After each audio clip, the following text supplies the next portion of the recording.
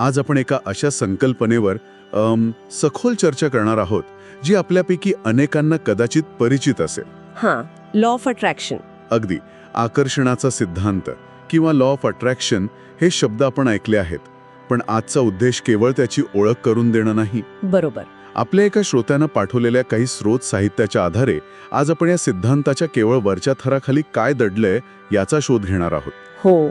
म्हणजे प्रश्न हा नाही की विचार वास्तव घडवतात का, तर प्रश्न हा आहे की जर ते घडवतायत तर त्याची नेमकी प्रक्रिया काय आहे. आणि बहुतेक वेळा ती आपल्यासाठी का काम करत नाही, हा सगळ्यात महत्वाचा प्रश्न. बरोबर. तुम्ही अगदी योग्य मुद्दा मांडला. हे जे स्रोत साहित्य आहे ते या सिद्धांताकडे केवळ एक म्हणजे सकारात्मक विचारांचं तंत्र म्हणून पाहत नाही, अच्छा, तर त्याला विश्वाच्या एका मूलभूत नियमाच्या रूपात सादर करतं. आणि यातला सगळ्यात महत्वाचा भाग हा आहे की ते या नियमाच्या अयशस्वी होण्यामागच्या कारणांचाही शोध घेतं. या साहित्यानुसार आपले विचार, आपल्या भावना आणि आपलं वास्तव यांच्यात एक अतूट नातं आहे. पण हे नातं आपण समजतो तितकं सोपं आणि सरळ नाहीये. त्यात अनेक सूक्ष्म पदर आहेत असं म्हणायचंय का. अगदी अनेक सूक्ष्म पदर आहेत. चला मग याच सूक्ष्म पदरांना उलगडूया. सुरुवात विचारांपासूनच करूया, पण एका वेगळ्या दृष्टिकोनातून. ठीक आहे. आपण दिवसाला हजारो विचार करतो, पण आपल्या स्रोतांमधील एक लेख म्हणतो की 95% विचार हे निरर्थक किंवा म्हणजे पुनरावृत्ती होणारे असतात. हो, तेच विचार. हो, ते वास्तव बदलण्यासाठी पुरेसे शक्तिशाली नसतात. मग प्रश्न असा आहे की कोणत्या विचारांमध्ये ती शक्ती असते. विचार आणि ऊर्जा यांच्या संबंधावर हे स्रोत काय प्रकाश टाकतात. इथेच खरा मुद्दा आहे. स्रोत साहित्यात विचारांना केवळ शब्द नाही म्हटलेलं, मग काय, त्याला सटल एनर्जी पॅटर्न्स म्हणजे सूक्ष्म ऊर्जा संरचना असं म्हटलं आहे. सूक्ष्म ऊर्जा संरचना. हो, याला समजून घेण्यासाठी रेडिओ फ्रिक्वेन्सीचं उदाहरण दिलं जातं, पण ते अपूर्ण आहे. ते का. कारण ते केवळ विचारांची कंपन संख्या दाखवतो. पण या साहित्यानुसार त्या कंपनांना विश्वात प्रक्षेपित करणारी खरी शक्ती येते भावनेच्या तीव्रतेतून. भावनेच्या तीव्रतेतून. इंटरेस्टिंग. म्हणजे माझ्याकडे पैसे नाहीत ही चिंता तुम्ही जितक्या तीव्रतेने कराल तितक्याच ताकदीने नसण्याची किंवा कमतरतेची ऊर्जा तुम्ही तुमच्या भोवती निर्माण कराल. अच्छा. विचार हे जर धनुष्य असेल तर भावना ही त्या धनुष्याची खेचलेली दोरी आहे. वा. दोरी जितकी जास्त खेचली जाईल तितक्या वेगाने बाण सुटेल. थांबा एक मिनिट. म्हणजे तुम्ही म्हणताय की केवळ सकारात्मक विचार करणं पुरेसं नाही. अजिबात नाही. तर ती सकारात्मक भावना अनुभवणं महत्वाचं आहे. म्हणजे मी श्रीमंत आहे असं केवळ म्हणण्याऐवजी श्रीमंत असल्याची भावना आतून जाणवली पाहिजे.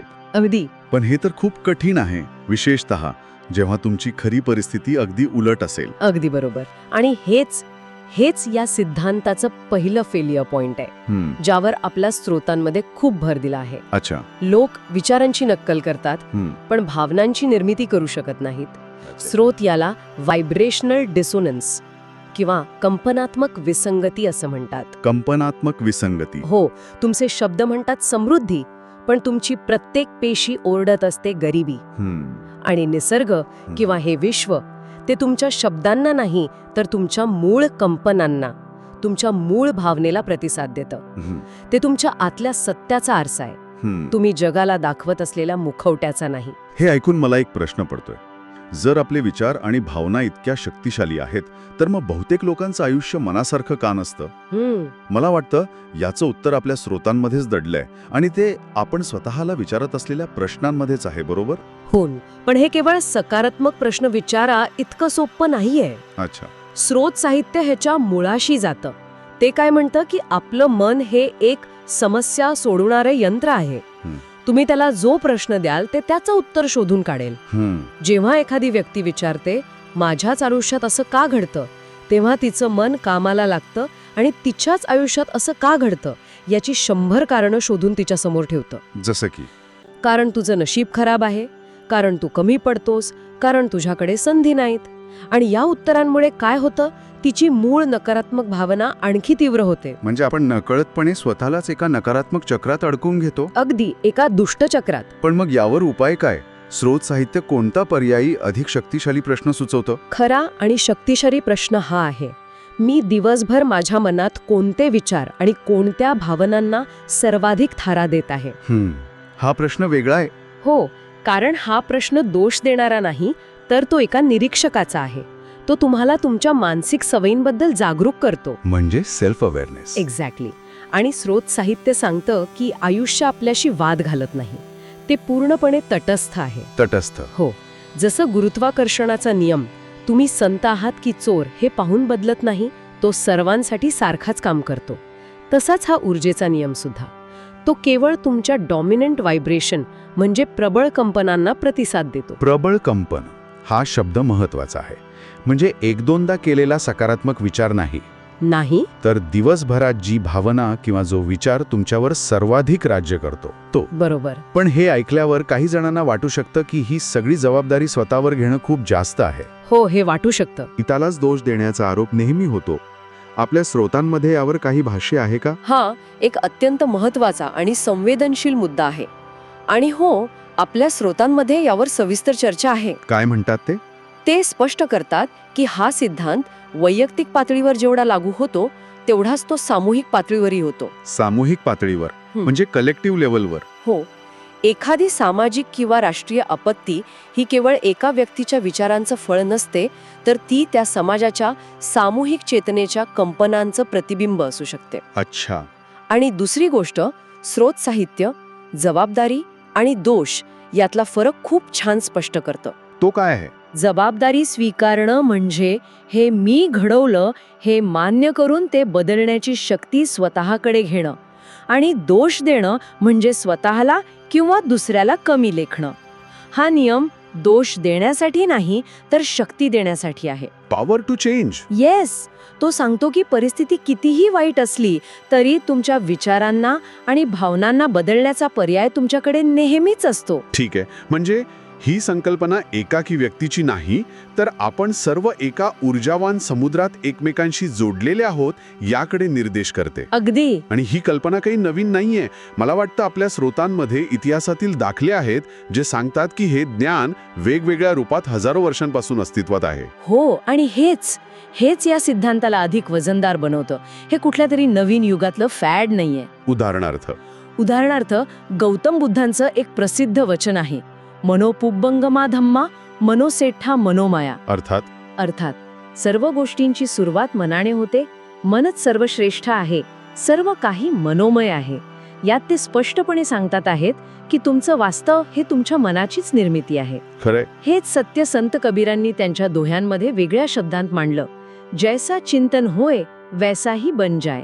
आणि हे केवळ अध्यात्म किंवा तत्वज्ञानापुरतं मर्यादित नाही का? आपल्या स्रोतांमध्ये अल्बर्ट आइन्स्टाईन यांच्या विचारांचाही संदर्भ आहे. हो आहे. त्यांनी म्हटलं होतं, everything is energy and that's all there is to it. Match the frequency of the reality you want and you cannot help but get that reality. बरोबर. आता हे त्यांचं थेट वाक्य आहे की नाही यावर वाद होऊ शकतो, पण त्यांच्या संपूर्ण कार्याचा सार तर हाच होता की पदार्थ आणि ऊर्जा हे एकच आहेत. अगदी. आणि इथेच विज्ञान आणि अध्यात्म यांची सांगड घातली जाते. जेव्हा आइन्स्टाईन म्हणतात की पदार्थ हे ऊर्जेचं घनरूप आहे आणि प्राचीन ग्रंथ म्हणतात की विचार ही सुद्धा एक ऊर्जा आहे, तेव्हा या दोन्हींना जोडणारा एक पूल तयार होतो. बरोबर. याचा अर्थ तुमचे विचार, ज्यांना आपण एक सूक्ष्म ऊर्जा मानतो, ते कालांतराने घनरूप वास्तवात म्हणजे तुमच्या परिस्थितीत रूपांतरित होण्याची शक्यता नाकारता येत नाही. स्रोत यालाच कारण आणि परिणामाचा अटळ नियम म्हणतात. तुमचे विचार हे कारण आहेत आणि तुमची परिस्थिती हा त्याचा परिणाम. अगदी. हे स्वीकारायला खूप धैर्य लागतं, कारण मग आपण आपल्या आयुष्यातील कोणत्याही गोष्टीसाठी इतरांना किंवा परिस्थितीला जबाबदार धरू शकत नाही धरू शकत. आणि याच मुद्द्यावर स्रोत साहित्य आपल्याला एक चिंतन करायला सांगतं. ते म्हणतं, एक क्षण थांबा आणि आज तुमच्या आयुष्यात जे काही आहे त्याकडे पूर्णपणे प्रामाणिकपणे पहा. हो. आणि या प्रामाणिकपणात सर्व काही येतं. तुमचे नातेसंबंध, त्यात प्रेम आणि विश्वास आहे की तणाव आणि दुरावा? तुमची आर्थिक स्थिती, त्यात समाधान आणि वाढ आहे की चिंता आणि कमतरता? तुमचं आरोग्य, ते ऊर्जावान आहे की थकलेलं? आणि सर्वात महत्त्वाचं, तुमच्या आत मनात शांतता आहे की सतत एक प्रकारची अस्वस्थता? या प्रश्नांची उत्तरं दिल्यानंतर एक कटू पण अत्यंत महत्त्वाचं सत्य समोर येतं. आजची ही सर्व परिस्थिती, मग ती आपल्याला आवडणारी असो किंवा न आवडणारी, ही आपल्या भूतकाळातील प्रबळ विचारांचं आणि भावनांचं मूर्त स्वरूप आहे. हे ऐकणं आणि स्वीकारणं खूप जड जाऊ शकतं. निश्चितच. कारण आपल्या अपयशाची, आपल्या दुःखाची जबाबदारी घेणं कुणालाच आवडत नाही आवडत. पण स्रोत साहित्य सांगतं की बदलाची पहिली पायरीच हा स्वीकार आहे. जोपर्यंत आपण हे मानत नाही की आज जे काही आहे ते कुठेतरी माझ्याच आतून निर्माण झालं आहे, तोपर्यंत ते बदलण्याची शक्ती आपल्याला मिळत नाही. ज्या क्षणी तुम्ही ही जबाबदारी स्वीकारता, त्या क्षणी तुम्ही पीडितेच्या भूमिकेतून बाहेर पडून निर्मात्याच्या भूमिकेत प्रवेश करता. शक्ती तुमच्या हातात येते. तर या संपूर्ण सखोल चर्चेचा सारांश म्हणून आपल्या स्रोतांमधला गुप्ताचा पहिला नियम काय सांगता येईल? तो नियम अगदी स्पष्ट आहे. आपलं आयुष्य हे योगायोगांची मालिका नाहीये, तर ते आपल्या आतल्या जगाचं प्रतिबिंब आहे. आयुष्यात घडणाऱ्या घटना अचानक किंवा विनाकारण घडत नाहीत. त्या प्रत्येक घटनेमागे आपल्या प्रबळ कंपनांची एक चुंबकीय शक्ती कार्यरत असते. आपण ज्या प्रकारचे सिग्नल विश्वाला पाठवतो, त्याच प्रकारच्या अनुभवांना आपण आपल्या आयुष्यात आकर्षित करतो. आणि म्हणूनच जाता जाता एक शेवटचा मुद्दा अधोरेखित करणं गरजेचं आहे. विचार कधीही क्षुल्लक नसतात. कधीच नाही. आपण सहज म्हणून केलेला एक नकारात्मक विचारसुद्धा जर तो वारंवार केला गेला आणि त्यात भावनांची तीव्रता मिसळली, तर तो एका बीजासारखं काम करतो. अगदी बरोबर. बीज हे रूपक या स्रोतांमध्ये खूप सुंदरपणे वापरलं आहे. विचार हे बीज आहेत, पण केवळ बीज असून भागत नाही. त्याला भावनांचं पाणी आणि विश्वासाचं खत मिळालं तरच ते वास्तवाच्या जमिनीत रुजतं. म्हणजे सगळी इकोसिस्टमच तयार करावी लागते. बरोबर. जर आपण सतत चिंता, भीती आणि संशयाची बीजं पेरली आणि त्याला त्याच भावनांचं पाणी घातलं, तर आपल्याला तसंच विषारी फळ मिळेल. आणि या उलट जर आपण कृतज्ञता, प्रेम आणि आनंदाची बीजं पेरली, तर आयुष्य त्या फळांनी बहरून जाईल. निवड पूर्णपणे आपली आहे. तर या शक्तिशाली विचारासोबतच आपण आजची ही चर्चा संपूया. पण श्रोत्यांना एका विचारात सोडून जाऊया, जो त्यांना कृती करण्यासाठी प्रवृत्त करेल. नक्कीच. प्रश्न हा नाही की उद्या काय हवंय. नाही. प्रश्न अधिक सूक्ष्म आहे. जर आपलं आजचं आयुष्य हे आपल्या कालच्या प्रबळ भावनांचं फळ असेल, तर उद्याचं आदर्श आयुष्य घडवण्यासाठी आज या क्षणापासून आपण कोणती एक भावना सातत्याने जगण्याचा आणि अनुभवण्याचा प्रामाणिक प्रयत्न करू शकतो. आजचा आपला विषय एका मोठ्या कोड्याभोवती फिरतोय. आपल्यापैकी प्रत्येकाला आनंदी, समाधानी आणि यशस्वी व्हायचं असतं, की नाही? हो, अगदी. पण मग असं का होतं की अनेकदा आपण दुःखी, अस्वस्थ किंवा कुठेतरी अडकलेल्या स्थितीत जगतो? आज आपल्या समोर अक्षरगाथा भाग 2 मधला एक उतार आहे, ज्याचं शीर्षक आहे भावना, विश्वाची भाषा. आणि गंमत म्हणजे हा स्रोत दावा करतो की या कोड्याचं उत्तर आपल्या विचारांपेक्षाही जास्त खोलवर आपल्या भावनांमध्ये दडलेलं आहे. आणि हेच या विचाराला खूप रंजक बनवतं. कारण आपण सहसा भावनांना विचारांचा परिणाम मानतो. म्हणजे काहीतरी घडलं, त्यावर आपण विचार केला आणि मग आपल्याला काहीतरी वाटलं. बरोबर. पण हा स्रोत या समीकरणालाच उलटं करतो. तो म्हणतो की तुमच्या भावना या केवळ प्रतिक्रिया नाहीत, तर त्या तुमच्या आयुष्याच्या निर्मात्या आहेत. थांबा. हे खूप मोठं विधान आहे. भावना आयुष्याच्या निर्मात्या आहेत. आता हे ऐकताना काही जणांना हे थोडं आध्यात्मिक किंवा अव्यवहारिक वाटू शकतं. पण मला वाटतं की हा स्रोत यामागे एक सरळसोट तर्क मांडण्याचा प्रयत्न करतोय. चला तर मग तो तर्क आज तपासून पाहूया. सुरुवात इथून करूया की या स्रोताच्या मते भावना म्हणजे नेमकं काय? त्या फक्त मनातल्या लहरी आहेत की काहीतरी वेगळं? नेमका हाच कळीचा मुद्दा आहे. लेखक इथे स्पष्ट करतात की भावना म्हणजे कोणतीही कमजोरी किंवा दुर्बलता नाहीये. अच्छा. उलट ती आपल्या आत बसवलेली एक अत्यंत प्रगत अशी GPS प्रणाली आहे. कल्पना करा, तुमच्या आत एक अत्यंत संवेदनशील GPS आहे. GPS प्रणाली? हो. जेव्हा तुम्ही आनंदी, उत्साही किंवा शांत असता, तेव्हा ती प्रणाली म्हणते तुम्ही योग्य मार्गावर आहात, याच दिशेने पुढे जात राहा. आणि जेव्हा तुम्हाला दुःख, राग, निराशा किंवा भीती वाटते, तेव्हा ती प्रणाली म्हणते मार्ग चुकला आहे, कृपया तुमच्या विचारांची दिशा बदला. रिकॅल्क्युलेटिंग रूट. वा. या स्रोतानुसार आपल्या भावना हाच तो आपला आत्मिक GPS आहे, जो आपल्याला सतत मार्गदर्शन करत असतो. आत्मिक GPS ही कल्पनाच खूप प्रभावी आहे. म्हणजे माझ्या सकाळच्या ट्रॅफिकमधल्या वैतागाला सुद्धा काहीतरी वैश्विक महत्त्व आहे. तर अगदी. तो एक सिग्नल आहे की माझे विचार कुठेतरी चुकतायत. अगदी तसंच. तो वैताग तुम्हाला शिक्षा देण्यासाठी नाही, तर तुम्हाला सावध करण्यासाठी आहे. तो सांगतोय की तुम्ही ज्या पद्धतीने या परिस्थितीकडे पाहताय ती पद्धत तुमच्यासाठी फायद्याची नाही. विचारांची दिशा बदला. ठीक आहे, हे जीपीएसचं उदाहरण पटण्यासारखं आहे. पण मग एक स्वाभाविक प्रश्न मनात येतो. आपण सगळेच नकारात्मक भावनांपासून दूर पळण्याचा प्रयत्न करतो. दुःख, राग, भीती हे कोणालाच नको असतं. पण हा स्रोत तर म्हणतोय की या नकारात्मक भावनांना एक विशिष्ट प्रयोजन आहे, त्या महत्वाच्या आहेत. हे थोडं विरोधाभासी नाही का वाटत? वाटू शकतं, पण लेखकांनी हे समजवण्यासाठी एक दुसरं तितकंच समर्पक उदाहरण दिलं आहे. समजा आपण गाडी चालवत आहोत. ओके. आणि डॅशबोर्डवर इंजिनमध्ये बिघाड झाल्याचा लाल दिवा अचानक लागतो. तेव्हा आपण काय करतो? गाडी थांबवतो, तपासतो काय झालंय. बरोबर. आपण त्या दिव्यावर चिकट पट्टी लावून जाकडे दुर्लक्ष करत नाही किंवा मला हा लाल दिवा आवडत नाही असं म्हणून गाडी तशीच पुढे दामटत नाही. नाही, अर्थातच नाही. आपण गाडी बाजूला घेतो, काय बिघाड झालाय हे तपासतो. तो लाल दिवा आपल्याला त्रास देण्यासाठी नसतो, तर इंजिन पूर्णपणे निकामी होण्याच्या मोठ्या धोक्यापासून वाचवण्यासाठी असतो. तो एक मित्र आहे. त्याचप्रमाणे नकारात्मक भावना हा एक धोक्याचा इशारा आहे. त्या सांगतात की थांबा, तुमच्या विचारांची दिशा बदला. तुम्ही जो विचार करत आहात तो तुमच्या मूळ स्वरूपाशी, तुमच्या कल्याणाशी जुळणारा नाही. ओके, गाडीच्या डॅशबोर्डवरचा लाल दिवा हे उदाहरण तर अगदी स्पष्ट आहे.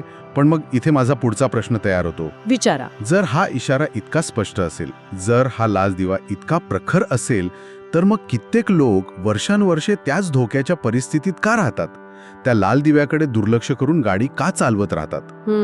लोक त्या नकारात्मक परिस्थितीतून, त्या दुःखातून बाहेर का पडू शकत नाहीत? हो, आणि याचं कारण या स्रोतानुसार एका ठाम आणि आपल्या मनात खोलवर रुजलेल्या समजुतीत दडलेलं आहे. आणि ती समजूत कोणती? ती समजूत म्हणजे हेच वास्तव आहे. लोक त्यांच्या सद्यस्थितीकडे पाहतात, मग ती आर्थिक चणचण असेल, नात्यांमधला तणाव असेल किंवा शारीरिक व्याधी असेल, आणि त्याला एक अंतिम न बदलणारं सत्य मानतात. ते म्हणतात, माझ्या बँक खात्यात पैसे नाहीत हे वास्तव आहे, किंवा माझं नातं तुटलं आहे हे वास्तव आहे. पण लेखक म्हणतात की इथेच खरी मेख आहे. पण एक मिनिट, हे वास्तव नाही का? जर माझ्या बँक खात्यात खरंच पैसे नसतील तर ती एक वस्तुस्थिती आहे. बरोबर. केवळ श्रीमंत किंवा समृद्ध वाटून घेतल्याने ती वस्तुस्थिती कशी बदलेल? हा तर स्वतःला फसवण्याचा किंवा विशफुल थिंकिंगचा प्रकार नाही का? अप्रतिम प्रश्न. आणि हाच या संकल्पनेतील सर्वात मोठा अडथळा आहे. लेखक इथे हे स्पष्ट करतात की ते तुम्हाला वास्तवाकडे दुर्लक्ष करायला सांगत नाहीत. अच्छा. पण ते एका वेगळ्या दृष्टिकोनाकडे लक्ष वेधतायत. ते म्हणतात की आज जे तुमचं वास्तव आहे ते तुमच्या भूतकाळातील सरासरी भावनांचं आणि विचारांचं केवळ एक प्रतिबिंब आहे. भूतकाळातल्या भावनांचं फळ. हो, ते अंतिम सत्य नाही. ते एका नदीच्या प्रवाहासारखं आहे, जे सतत बदलत असतं. आणि ते तेव्हा बदलतं जेव्हा तुम्ही तुमच्या आतली भावना बदलता. मुद्दा असा आहे की केवळ श्रीमंत वाटून खात्यात पैसे येणार नाहीत, पण जेव्हा तुम्ही सातत्याने अभाव आणि चिंतेच्या भावनेतून बाहेर पडून समृद्धी आणि कृतज्ञतेच्या भावनेत राहायला शिकता, तेव्हा तुम्ही अशा संधी, माणसं आणि परिस्थिती आकर्षित करायला लागता, ज्यामुळे तुमचं आर्थिक वास्तव बदलायला सुरुवात होते. म्हणजे हा एक भावनिक बदलाचा संघर्ष आहे. अगदी. जे डोळ्यांना दिसतंय त्याला अंतिम सत्य मानायचं, की जे अंतर्मनात जाणवतंय त्यातून एक नवीन सत्य घडवायचं. अच्छा, म्हणजे हा दृष्टिकोन असा आहे की आजची परिस्थिती ही भूतकाळातल्या भावनांचा परिणाम आहे आणि भविष्यातली परिस्थिती आजच्या भावनांवर अवलंबून असेल. बरोबर. हे समजायला थोडं जड आहे, पण तार्किक वाटतंय. आणि इथेच मला वाटते त्या स्रोतामधलं एक महत्त्वाचं वाक्य लागू होतं की विश्व तर्क किंवा शब्द ऐकत नाही. मग ते नेमकं काय ऐकतं? अगदी बरोबर. हा या संपूर्ण विवेचनाचा केंद्रबिंदू आहे. या पुस्तकातील एक महत्त्वाचा मुद्दा म्हणजे विश्वाची जी मूळ भाषा आहे ती शब्दांची किंवा तर्काची नाही, ती आहे केवळ भावनांची. भावनांची भाषा. हो. याला समजवण्यासाठी आपण रेडिओचं उदाहरण घेऊया. जर तुम्हाला 98.3 FM वरचं गाणं ऐकायचं असेल तर तुम्हाला तुमचा रेडिओ त्याच फ्रिक्वेन्सीवर लावावा लागतो. हो, बरोबर. तुम्ही 92.7 FM लावून मला 98.3 वरचं गाणं ऐकव असं ओरडून सांगितलं तर रेडिओला ते कळणार नाही, त्याला फक्त फ्रिक्वेन्सी कळते. लेखक म्हणतात आपलं आयुष्यही तसंच आहे. जर तुम्हाला प्रेम, आनंद किंवा समृद्धीचा अनुभव घ्यायचा असेल तर तुम्हाला आधी स्वतःला त्या भावनेच्या फ्रिक्वेन्सीवर ट्यून करावं लागेल. कंपना किंवा फ्रिक्वेन्सी हे शब्द थोडे वैज्ञानिक वाटतात. या स्रोताच्या संदर्भात याचा नेमका अर्थ काय आहे? इथे याचा अर्थ अत्यंत सोपा आहे. फ्रिक्वेन्सी म्हणजे तुमची सरासरी भावनिक स्थिती. तुम्ही दिवसभरात जास्त वेळ कोणत्या भावनेत घालवता? अच्छा. चिंतेच्या, रागाच्या की आनंदाच्या आणि समाधानाच्या? अनेकदा लोक म्हणतात मला श्रीमंत व्हायचंय, पण दिवसभर ते पैशांची चिंता करत असतात. म्हणजे शब्द आणि भावना यात ताळमेळ नसतो. अगदी. त्यांचे शब्द श्रीमंतीची मागणी करत आहेत, पण त्यांची भावना, त्यांची फ्रिक्वेन्सी गरिबीची आहे. आणि हा स्रोत सांगतो की विश्व तुमच्या शब्दांना नाही, तर तुमच्या आतून येणाऱ्या त्या खऱ्या भावनेला, त्या फ्रिक्वेन्सीला प्रतिसाद देतं. अच्छा. शब्द हे पृष्ठभागावरचे तरंग आहेत, तर भावना हा तो खोल प्रवाह आहे जो सर्व गोष्टींना आपल्याकडे खेचून आणतो. हे खूपच महत्वाचं आहे. म्हणजे सकारात्मक विचार आणि सकारात्मक भावना यात खूप मोठं अंतर आहे. केवळ तोंडाने चांगलं बोलून उपयोग नाही, आतून तसं वाटणं गरजेचं आहे. नेमका हाच मुद्दा आहे. याच विचारावर आधारित या स्रोतामध्ये एक अंतिम आणि सर्वात महत्वाचा नियम सांगितला आहे, जो या सर्व संकल्पनेला एकत्र बांधतो. हो, तो नियम अत्यंत साधा पण तितकाच गहन आहे. नियम सांगतो, जे वाटतं तेच आकर्षित होतं. जे वाटतं तेच आकर्षित होतं. हो, याचा सखोल अर्थ असा आहे की तुमच्या जीवनात त्याच गोष्टी, त्याच व्यक्ती आणि त्याच परिस्थिती येतात ज्या तुमच्या आतल्या सरासरी भावनिक स्थितीशी जुळतात. हा केवळ सकारात्मक विचार करण्याबद्दलचा नियम नाही, तर हा सकारात्मक अनुभूत प्रतिक्रिया म्हणून नाही, तर एक अत्यंत उपयुक्त साधन म्हणून पाहायला शिकवतो. हो, आणि सर्वात महत्वाचं म्हणजे आपल्या भावनांच्या आहारी न जाता त्यांचा एक मार्गदर्शक म्हणून, एका मित्राप्रमाणे वापर करण्याची ही एक वेगळी दृष्टी आहे. थोडक्यात सांगायचं तर हा स्रोत म्हणतो की तुमच्या भावनांना तुमचा शत्रू समजू नका. त्या तुमच्या अशा मित्रासारख्या आहेत जो तुम्ही चुकीच्या रस्त्यावर गेल्यावर तुम्हाला खांद्यावर हात ठेवून सांगतो, अरे हा रस्ता आपला नाही, चल परत फिरूया. म्हणजे वाईट वाटण्याला शत्रू न मानता मित्र मानण्याचा विचार. हो, तो एक हितचिंतक मित्र आहे. हा विचारच मुळात खूप क्रांतिकारी आहे. आणि जाता जाता ऐकणाऱ्यांसाठी एक विचार. आज आपण पाहिलं की इच्छित आयुष्य जगण्यासाठी तशी भावना निर्माण करणे, तसे वाटणे आवश्यक आहे. पण इथे एक प्रश्न निर्माण होतो. जर आपल्या भावना या आपल्या विचारांचाच आरसा असतील, तर केवळ भावना बदलण्याचा प्रयत्न करणे म्हणजे आरशातल्या प्रतिबिंबाला सरळ करण्याचा प्रयत्न करण्यासारखे आहे का? की आधी मूळ वस्तू म्हणजे आपले मूळ विचार यांच्यावर काम करणे अधिक आवश्यक आहे? यावर विचार करायला निश्चितच हरकत नाही. आता आपण बळी नाही, आपण निर्माते आहोत. वाह, हे वाक्य ऐकल्यावर खरंच अंगावर काटा येतो. खूपच शक्तिशाली विधान आहे हे. आहेच. आणि आज आपण ज्या स्रोतांवर बोलणार आहोत त्यांचा हाच मूळ विचार आहे. ते आपल्याला की नाही एका आरशासमोर उभं करतात आणि विचारतात की आपण आपलं आयुष्य जगतोय की ते फक्त आपल्यासोबत घडतंय. बरोबर.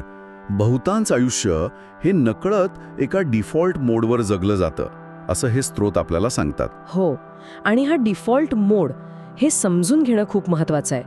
म्हणजे काय तर सकाळी उठल्यापासून रात्री झोपेपर्यंत सगळं एका चाकोरीत. रस्त्यावर ट्रॅफिक लागलं की चिडचिड होतेच. ऑफिसमध्ये बॉस काही बोलला की मूड जातो. कोणी कौतुक केलं की छान वाटतं. म्हणजे आपलं सुख, दुःख, आपल्या भावना सगळं जसं काही बाहेरच्या परिस्थितीवर अवलंबून आहे. हो, आपण विचार नाही करत, आपण फक्त प्रतिक्रिया देतो. अगदी बरोबर. आणि गंमत म्हणजे काय की या प्रतिक्रियांमधून जे आयुष्य घडतं ना, त्यासाठी आपण स्वतःला जबाबदार नाही धरत. नाहीच. दोष जातो परिस्थितीवर किंवा नशिबावर. माझं नशीबच वाईट आहे, वेळच खराब सुरू आहे. ही वाक्य म्हणजे डिफॉल्ट मोडची सगळ्यात मोठी ओळख आहे.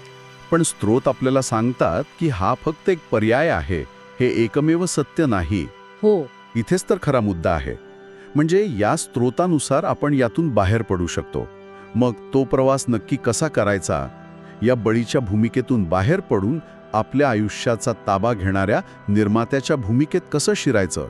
आज आपण याच प्रवासाचा सखोल आढावा घेऊया. नक्की. ठीक आहे, तर मग सुरुवात करूया जाणीवपूर्वक निर्मिती किंवा कॉन्शियस क्रिएशन या संकल्पनेपासूनच. स्रोतांमध्ये याचे 3 मुख्य आधारस्तंभ सांगितले आहेत. स्पष्ट विचार, सकारात्मक भावना आणि सातत्य. हो, आता हे ऐकायला खूप सरळ आणि सोपं वाटतं, पण खरंच इतकं सोपं आहे का? वाटतं सोपं, पण यात खूप खोल अर्थ दडलेला आहे. म्हणूनच स्रोतांमध्ये एक महत्वाची ओळ आहे की हे कुठलंही जादूचं सूत्र नाही, ही एक शिस्त आहे. शिस्त आहे, इथेच सगळा फरक आहे. अगदी. अगं द सिक्रेट सारख्या कल्पना ऐकलेल्या असतात की फक्त सकारात्मक विचार करा आणि सगळं मिळेल. पण ते अर्ध सत्य आहे की नाही? जाणीवपूर्वक निर्मिती ही केवळ इच्छा नाही, ती एक पद्धतशीर सवय आहे, एक प्रकारे मानसिक आणि भावनिक वर्कआउट. मानसिक वर्कआउट, छान शब्द आहे हा. तर या वर्कआउटचा पहिला भाग आहे स्पष्ट विचार. म्हणजे मला आनंदी व्हायचंय किंवा मला यशस्वी व्हायचंय हे विचार पुरेसे नाहीत का? हे अस्पष्ट कसे? हे अस्पष्ट आहेत कारण ते खूपच व्यापक आहेत. स्पष्ट विचार म्हणजे काय, तर तुमच्या मनात तुमच्या ध्येयाचं चित्र अगदी तपशिलात तयार असणं. उदाहरणार्थ मला यशस्वी व्हायचे आहे असं म्हणण्याऐवजी मला माझ्या लेखनातून लोकांच्या जीवनात सकारात्मक बदल घडवायचा आहे, ज्यामुळे मला आर्थिक स्थैर्य आणि कामाचं समाधान दोन्ही मिळेल. हा जास्त स्पष्ट विचार आहे. अच्छा. या स्पष्टतेमुळे काय होतं की तुमच्या ऊर्जेला एक निश्चित दिशा मिळते, नाहीतर ती ऊर्जा यश या एका अमूर्त कल्पनेभोवती विखुरलेली राहते. म्हणजे आपल्या मनाला एक GPS डेस्टिनेशन दिल्यासारखं आहे. बरोबर. नुसतं शहरात जायचंय असं नाही, तर नक्की कोणत्या गल्लीत कोणत्या घरात जायचंय हे ठरवणं. अगदी. आणि मग दुसरा मुद्दा येतो, सकारात्मक भावना. स्त्रोत म्हणतात की विचार आणि भावना जुळायला हव्यात. पण अनेकदा असं होतं ना की आपण सकारात्मक विचार करायचा प्रयत्न करतो, पण आतून भीती किंवा शंका वाटत असते. त्याचं काय? आणि हाच या प्रक्रियेतला सगळ्यात मोठा अडथळा आहे. स्त्रोत याला खूप सुंदर उदाहरणाने स्पष्ट करतात. विचार करा की तुमचा स्पष्ट विचार म्हणजे गाडीचं इंजन आहे आणि भावना म्हणजे त्यातील इंधन. तुम्ही जगातलं सर्वोत्तम इंजिन बनवलं, पण त्यात चुकीचं किंवा भेसळयुक्त इंधन टाकलं तर काय होईल? गाडी सुरूच होणार नाही किंवा घर करत बंद पडेल. अगदी तसंच. तुम्ही जेव्हा ध्येयाचा विचार करता पण आतून भीती, अपात्रतेची भावना किंवा शंका अनुभवता, तेव्हा तुम्ही एकाच वेळी गाडीचं ॲक्सेलरेटर आणि ब्रेक दाबण्यासारखं आहे. गाडी पुढे जाणारच नाही. कृत्रिम सकारात्मकता इथे चालत नाही. तुम्हाला खरोखरच आतून ते ध्येय मिळाल्यावर जसं वाटेल ती भावना अनुभवावी लागते. हाच तो भावनिक वर्कआउट आहे. पण हे विचार आणि भावनांचं संतुलन साधणं खूप अवघड वाटतंय. माझं मन तर सतत भरकटत असतं. सगळ्यांचंच असतं. या विचारांच्या गोंधळातून योग्य विचार निवडायचा आणि त्याला योग्य भावनेची जोड द्यायची, हे नक्की साधायचं कसं? मला वाटतं स्त्रोतांमध्ये यावर काहीतरी उपाय सांगितला होता, बरोबर? हो, आणि तोच या संपूर्ण प्रक्रियेचा पाया आहे. तो उपाय म्हणजे ध्यान. ध्यान हा शब्द ऐकला की अनेकांच्या मनात वेगवेगळ्या कल्पना येतात. डोळे मिटून शांत बसणं, काहीतरी गूढ अनुभव घेणं, विचार थांबवणं. पण आपल्या स्त्रोतांमध्ये ध्यानाची खूपच सोपी आणि व्यावहारिक व्याख्या दिली आहे, जी मला खरंच खूप आवडली. हो, आणि ती व्याख्या या संपूर्ण प्रक्रियेचं सार सांगते.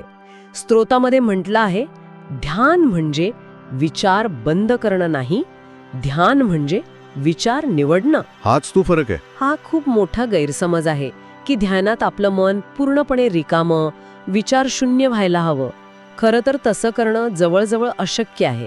मनाचं कामच आहे विचार करणं, की नाही? हो, त्याला थांबवण्याचा प्रयत्न करणं म्हणजे वाहत्या नदीला हाताने अडवण्यासारखं आहे. अगदी. मग विचार निवडणं म्हणजे नक्की काय? आपण हे प्रत्यक्षात कसं करतो? म्हणजे ऐकायला सोपं वाटतं, पण जेव्हा डोळे मिटून बसतो तेव्हा तर विचारांचा पूर येतो. याला असं समजूया, आपल्या मन एका प्रचंड रहदारीच्या रस्त्यासारखं आहे, जिथे विचारांच्या गाड्या सतत ये जा करत असतात. काळजीची गाडी, रागाची गाडी, आनंदाची गाडी, भूतकाळातील आठवणींची गाडी. बरोबर. आपण सहसा काय करतो? नकळतपणे प्रत्येक गाडीत बसण्याचा प्रयत्न करतो. एखादी चिंतेची गाडी आली की आपण त्यात बसतो आणि ती गाडी आपल्याला कुठे घेऊन जाईल याचा विचारही करत नाही. ध्यान म्हणजे त्या रस्त्याच्या कडेला एका बाकावर शांतपणे उभं राहणं आणि फक्त येणाऱ्या जाणाऱ्या गाड्यांकडे पाहणं, एक निरीक्षक बनून. अगदी बरोबर. तुम्ही फक्त पाहता, अरे ही चिंतेची गाडी आली, ठीक आहे. तुम्ही तिला ओळखता पण तिच्यात बसत नाही, तुम्ही तिला जाऊ देता. मग एखादी आनंदी आठवणीची गाडी येते, तिलाही पाहता आणि जाऊ देता. हळूहळू तुम्हाला लक्षात येतं की तुम्ही हे विचार नाहीत, तर या विचारांचे निरीक्षक आहात. आणि जेव्हा तुम्ही निरीक्षक बनता तेव्हा तुमच्याकडे निवड करण्याची शक्ती येते. हो, तुम्ही ठरवू शकता की मला या ध्येयाकडे घेऊन जाणाऱ्या गाडीत बसायचंय. पण हे प्रत्यक्षात अवघड आहे. एखादा नकारात्मक विचार, विशेषतः भीतीचा, तो मनात चिकटून बसतो. त्याला जाऊ दे म्हणणं म्हणजे त्याला अजून महत्त्व दिल्यासारखं होतं. बरोबर. याबद्दल स्रोतांमध्ये काही अधिक व्यावहारिक सूचना आहेत का? नक्कीच. स्रोत सांगतात की विचारांशी लढू नका. लढू नका. अजिबात नाही. ज्या विचाराला तुम्ही विरोध करता तो अधिक शक्तिशाली होतो. त्याऐवजी फक्त त्याला ओळखा. मनातल्या मनात म्हणा, मला दिसतंय की हा भीतीचा विचार आहे. त्याला एक लेबल लावा. अच्छा. असं केल्याने तुम्ही त्या विचारापासून स्वतःला वेगळं करता आणि मग हळूवारपणे आपलं लक्ष पुन्हा आपल्या श्वासावर किंवा आपल्या ध्येयाच्या सकारात्मक विचारावर आणा. हा सराव आहे. आणि यासाठी तासनतास बसायची गरज नाही असंही स्रोत सांगतात. दररोज 5-10 मिनिटं मन शांत केलं तर आयुष्य हळूहळू स्पष्ट होतं. हे खूप आश्वासक वाटतं. हो ना, कारण धावपळीच्या जीवनात 10 मिनिटं काढणं शक्य आहे. निश्चितच. सुरुवातीला फक्त शांत बसून आपल्या श्वासावर लक्ष केंद्रित करणं, एवढं जरी केलं तरी विचारांचा कोलाहल कमी व्हायला लागतो. आणि जेव्हा गोंधळ कमी होतो तेव्हा स्पष्टता आपोआप येते. हां. तुम्हाला तुमचे विचार अधिक चांगल्या प्रकारे ऐकू येतात, ओळखता येतात. आणि मग निवडता येतात. ही सरावाची सुरुवात आहे. ठीक आहे. म्हणजे आपल्याकडे स्पष्ट विचार आहे, त्याला जोड देणारी सकारात्मक भावना आहे आणि विचारांची निवड करायला शिकवणारं ध्यान हे साधनही आहे. पण मग इच्छित गोष्ट लगेच का घडत नाही? हाच प्रश्न आहे. इथेच संयमाचा आणि वेळेचा मुद्दा येतो. स्रोतांमधलं एक साधं वाक्य मला खूप महत्त्वाचं वाटलं. हो, वेळ लागतो. आणि हे स्वीकारणं खूप महत्वाचं आहे. आपण एका इन्स्टंट जगात राहतो. 2 मिनिटात नूडल्स, एका क्लिकवर सिनेमा, एका दिवसात डिलिव्हरी. हो, आपल्याला प्रत्येक गोष्टीचे परिणाम त्वरित हवे असतात. पण निसर्गाचे नियम तसे चालत नाहीत. आणि जाणीवपूर्वक निर्मितीची प्रक्रियाही निसर्गाच्या नियमांवरच आधारित आहे. म्हणूनच ते बी पेरण्याचं रूपक वापरलं आहे. अगदी. बी पेरल्यावर झाड लगेच येत नाही. हे रूपक चांगलं आहे, पण आपलं आयुष्य काही शेतीसारखं नसतं ना. रोज नवीन आव्हानं येतात, अनपेक्षित घटना घडतात. अशा वेळी फक्त विश्वास ठेवून शांत बसणं शक्य आहे का? की स्रोत काहीतरी वेगळं सुचवतात? खूप चांगला मुद्दा आहे हा. आणि स्रोत असं अजिबात सांगत नाहीत की तुम्ही फक्त शांत बसा. ते सांगतात की या प्रक्रियेतला सर्वात मोठा शत्रू बाहेर नाही, तो तुमच्या आत आहे. आणि तो म्हणजे शंका. स्रोतांमध्ये एक अतिशय भेदक वाक्य आहे. शंका म्हणजे केवळ एक नकारात्मक विचार नाही. शंका म्हणजे एक प्रतिस्पर्धी निर्मिती आहे. प्रतिस्पर्धी निर्मिती. हे हे जरा सोप्या शब्दात सांगाल का? नक्की. समजा तुम्ही एक नवीन व्यवसाय सुरू करण्याचा विचार करत आहात. हा तुमचा विचाराचा बी आहे. तुम्ही त्याला स्पष्टता, भावना यांचं खतपाणी घालता. पण मग मनात शंका येते, हे जमेल का मला? आता हा फक्त एक नकारात्मक विचार नाही. तुम्ही त्याच निर्मितीच्या ऊर्जेचा वापर करून एक असं भविष्य तयार करायला सुरुवात करता ज्यात तुम्ही अयशस्वी होता. अरे बापरे. म्हणजे तुम्ही एकाच वेळी 2 वेगवेगळ्या गोष्टींची निर्मिती करत आहात. म्हणजे एकाच वेळी 2 वेगवेगळ्या सिनेमांचं दिग्दर्शन करण्यासारखं आहे. एकात हिरो यशस्वी होतोय आणि दुसऱ्यात तो पूर्णपणे अयशस्वी होतोय. अगदी. मग कुठला सिनेमा तयार होणार? बरोबर. तुमची ऊर्जा विभागली जाते. निर्मितीची प्रक्रिया गोंधळलेल्या निर्देशांवर काम करू शकत नाही. तिला 100% स्पष्टता लागते. जेव्हा तुम्ही शंका घेता तेव्हा तुम्ही ब्रह्मांडाला किंवा तुमच्या अंतर्मनाला संमिश्र संकेत देत असता. तुम्ही म्हणत असता, मला हे हवं आहे, पण मला नाही वाटत की हे शक्य आहे. आणि मग प्रक्रिया तिथेच थांबते किंवा खूप हळू होते. अगदी. संयम म्हणजे काय? तर बी पेरल्यानंतर, त्याला रोज पाणी घातल्यानंतर, जमीन रोज उकरून न पाहता ते उगवेल यावर पूर्ण विश्वास ठेवणं. पण हा विश्वास ठेवणं खूप कठीण आहे. विशेषतः जेव्हा आपल्याला महिनोन महिने कोणतेही बाह्य परिणाम दिसत नाहीत तेव्हा मन भरकटतं. हो. मग हा विश्वास टिकून कसा ठेवायचा? आणि हाच प्रश्न आपल्याला चर्चेच्या शेवटच्या आणि सर्वात महत्त्वाच्या टप्प्याकडे घेऊन जातो. विश्वासाला कृतीची जोड कशी द्यायची याचं उत्तर त्यात आहे. तो शेवटचा टप्पा म्हणजे सातत्य. श्रोत्यामधला तिसरा नियम. तो या सगळ्या प्रक्रियेला एकत्र बांधतो. हो. तो नियम आहे, सातत्य म्हणजे श्रद्धेचा पुरावा. हे वाक्य खूप वजनदार आहे. आहेच. कारण ते आपल्याला सांगतं की तुमची श्रद्धा किंवा तुमचा विश्वास हा केवळ विचारांमध्ये किंवा शब्दांमध्ये असून चालत नाही. तो तुमच्या कृतीतून दिसायला हवा. जेव्हा तुम्ही म्हणता की माझा या प्रक्रियेवर विश्वास आहे, पण 2 दिवस ध्यान करून तिसऱ्या दिवशी सोडून देता, तेव्हा तुमची कृती तुमच्या शब्दांशी जुळत नाही. म्हणजे मी जर म्हटलं की मला शरीरयष्टी सुधारायची आहे आणि माझा व्यायामावर विश्वास आहे, पण मी आठवड्यातून एकदाच जिमला गेलो, तर तो विश्वास खरा नाही. अगदी अचूक उदाहरण आहे. जेव्हा तुम्ही रोज न चुकता ध्यानाला बसता जरी तुमचं मन सुरुवातीला शांत होत नसलं तरीही ते सातत्य तुमच्या श्रद्धेचा पुरावा आहे. जेव्हा तुम्ही तुमच्या ध्येयासाठी रोज एक लहान पाऊल उचलता, जरी तुम्हाला अंतिम यश खूप दूर दिसत असलं तरी ते सातत्य तुमच्या श्रद्धेचा पुरावा आहे. स्त्रोतांमध्ये दात घासण्याचं एक मजेशीर उदाहरण दिलंय. हो, आपण रोज दात घासतो. आपण एका दिवसानंतर आरशात बघून विचारत नाही, अरे काहीच फरक दिसत नाहीये, हे काम करतंय की नाही? नाही, आपण ते करतच नाहीत, कारण आपल्याला त्या प्रक्रियेवर एक अचेतन विश्वास असतो की दीर्घकाळात याचे फायदे होणार आहेत. बरोबर. सातत्य आपल्या ध्येयाबद्दल तसाच अचेतन विश्वास निर्माण करतं. तुमची रोजची छोटी कृती तुमच्या अंतर्मनाला एक संदेश देत असते की हे शक्य आहे, मी यावर काम करत आहे, मी याच्यासाठी वचनबद्ध आहे. सातत्य हे केवळ काम नाही, तो एक विश्वास आहे जो तुम्ही कृतीतून व्यक्त करता.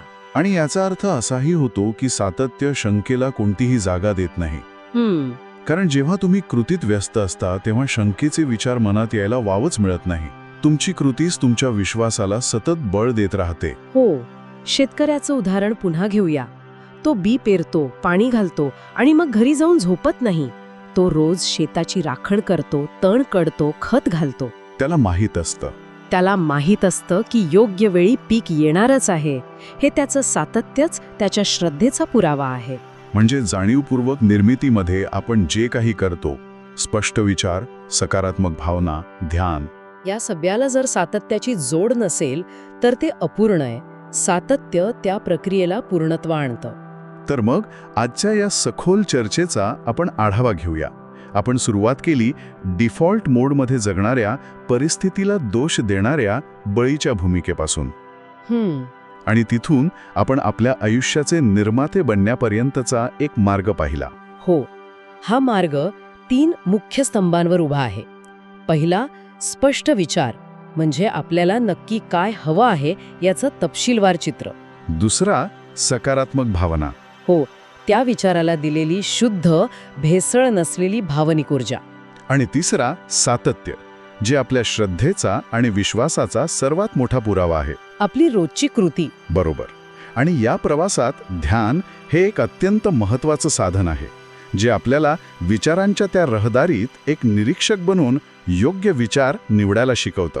हो, महत्त्वाचं म्हणजे ही संपूर्ण प्रक्रिया म्हणजे कोणतीही जादूची कांडी नाही, तर ती एक शिस्त आहे, एक सराव आहे. आणि याला वेळ लागतो. या सत्याचा स्वीकार करणंही तितकंच महत्त्वाचं आहे. बी पेरण्यापासून झाड उगवण्यापर्यंत संयम बाळगणं. आणि मनात शंकेची बी न पेरणे. हो, ती प्रतिस्पर्धी निर्मिती न करणं हे या प्रवासातील सर्वात मोठं आव्हान आहे.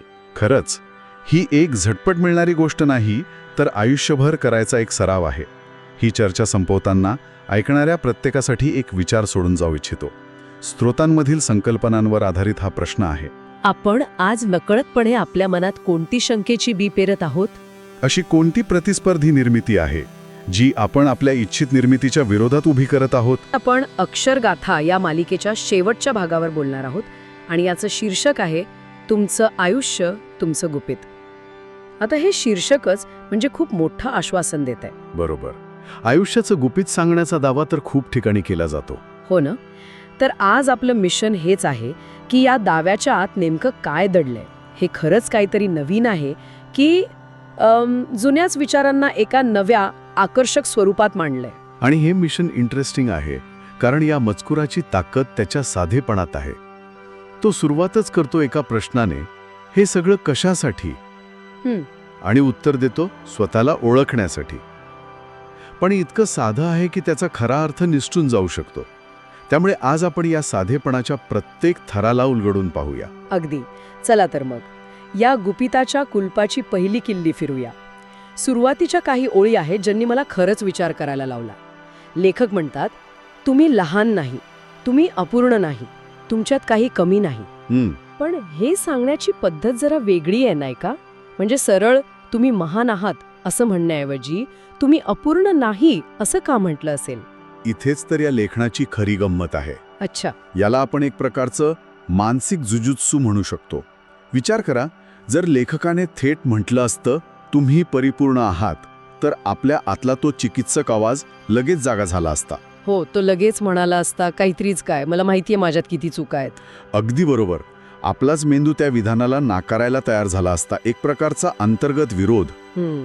पण जेव्हा लेखक म्हणतात तुम्ही अपूर्ण नाही, तेव्हा ते तुमच्यावर कोणताही नवीन विश्वास लादत नाहीत. उलट ते तुमच्या मनात आधीपासूनच असलेल्या एका खोट्या विश्वासावर, म्हणजे त्या न्यूनगंडावर हल्ला करतात. अच्छा, म्हणजे जे चुकीचं आहे त्याला फक्त नाकारलं जातंय. तंतोतंत आपण आयुष्यभर स्वतःला सांगत असतो की माझ्यात काहीतरी कमी आहे.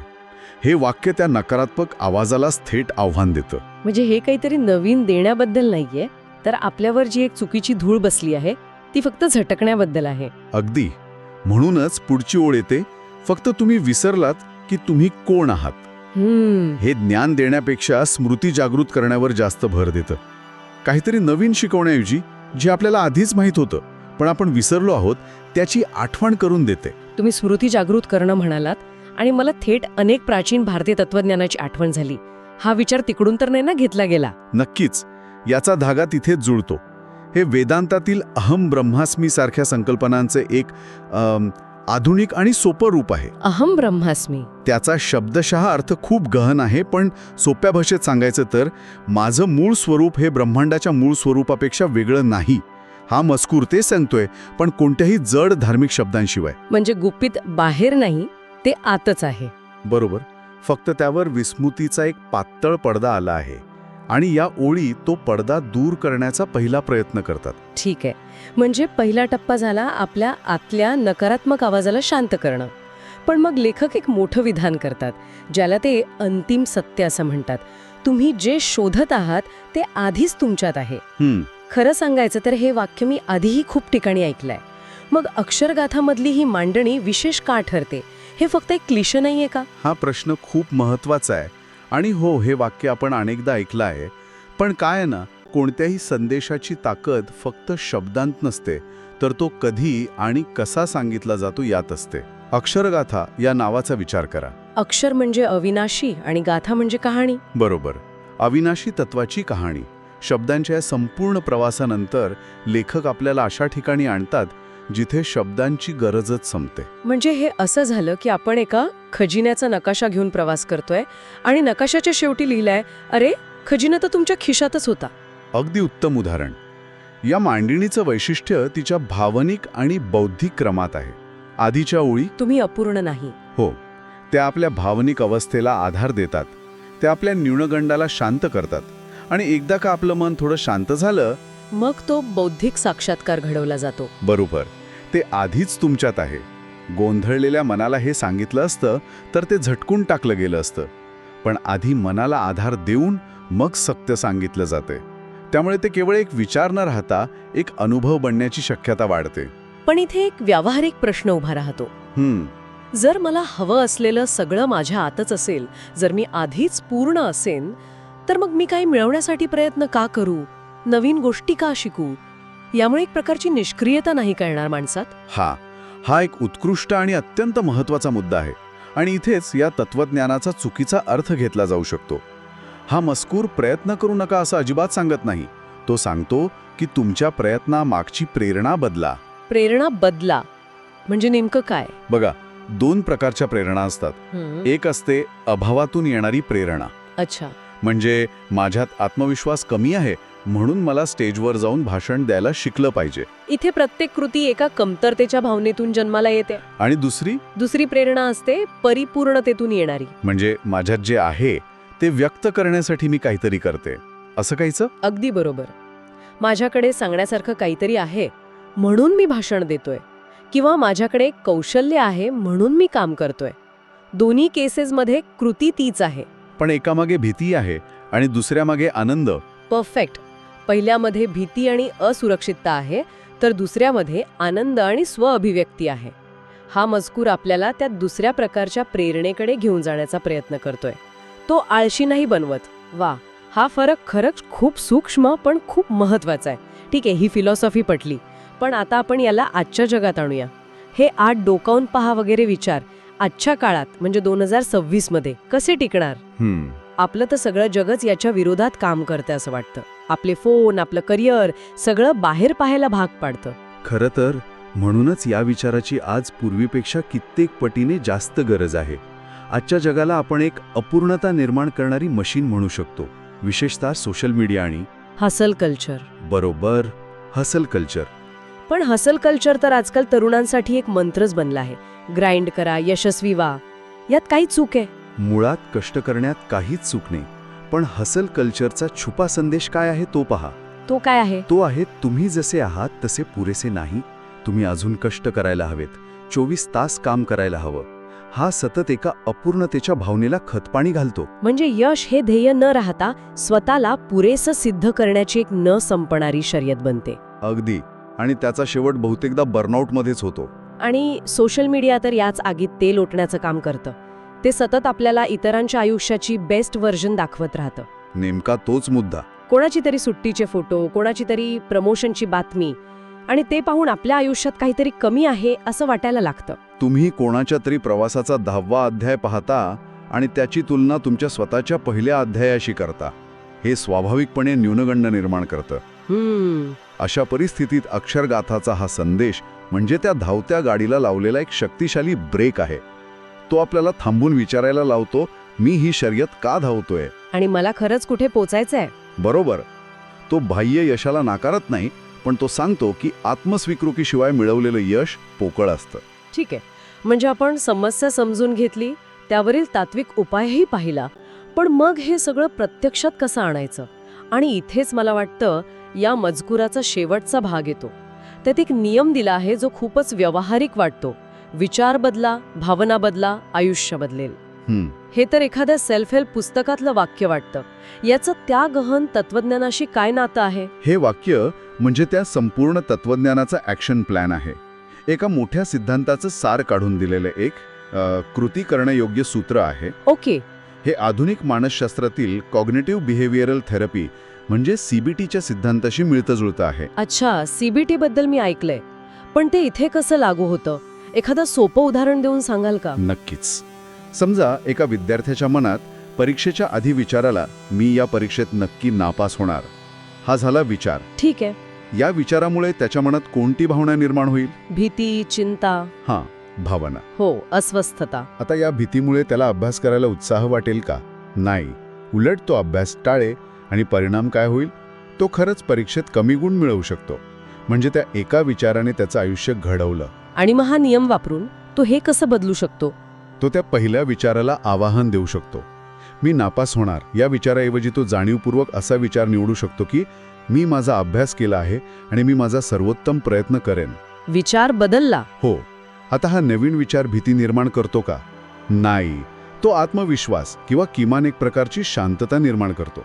भावना बदलली. आणि ह्या शांत मनस्थितीत तो अधिक चांगला पेपर लिहू शकतो. आयुष्य बदललं. अगदी. गुपित हेच आहे की आपण आपल्या बाह्य परिस्थितीचे गुलाम नाही, तर आपल्या आंतरिक विचारांचे मालक आहोत आणि आपले विचार बदलून आपण आपलं आयुष्य बदलू शकतो. वा, म्हणजे हे गुपित म्हणजे काही जादूची कांडी नाही, तर आपल्या मनाचं ऑपरेटिंग मॅन्युअल आहे. म्हणूनच अक्षरगाथाची टॅगलाईन आहे, शब्दांपलीकडचं, विचारांमधून आयुष्य घडवणारं. बरोबर. शब्द फक्त दिशा दाखवतात, पण खरं काम विचारांवर करायचंय. हे व्यक्तीला एका निष्क्रिय उपभोक्त्यापासून एका सक्रिय निर्मात्याकडे घेऊन जातं. ही एक मोठी जबाबदारी आहे, पण त्याचबरोबर हे एक प्रचंड मोठं स्वातंत्र्य सुद्धा आहे. तर आपण एका गुप्ताचा छडा लावण्यासाठी सुरुवात केली होती आणि आता असं वाटते की ते गुप्त म्हणजे कोणतीही लपवलेली माहिती नाही, तर स्वतःकडे, आपल्या विचारांकडे पाहण्याची एक नवीन दृष्टी आहे. हा प्रवास बाहेरून आतमध्ये येऊन संपतो, शब्दांचा प्रवास संपतो आणि अनुभवाचा प्रवास सुरू होतो. बरोबर. आणि या चर्चेच्या शेवटी श्रोत्यांसाठी एक विचार करण्यासारखा, कदाचित थोडा अस्वस्थ करणारा प्रश्न मागे राहतो. कोणता? हा मजकूर म्हणतो की आपण कोण आहोत हे विसरलो आहोत. तर मग यावर विचार करा की आपली संपूर्ण आधुनिक समाजव्यवस्था, म्हणजे आपली शिक्षण पद्धती, अर्थव्यवस्था, मीडिया, हो, हे सगळं मिळून आपल्याला हे सत्य विसरायला लावण्यासाठीच तर रचलेलं नाही ना.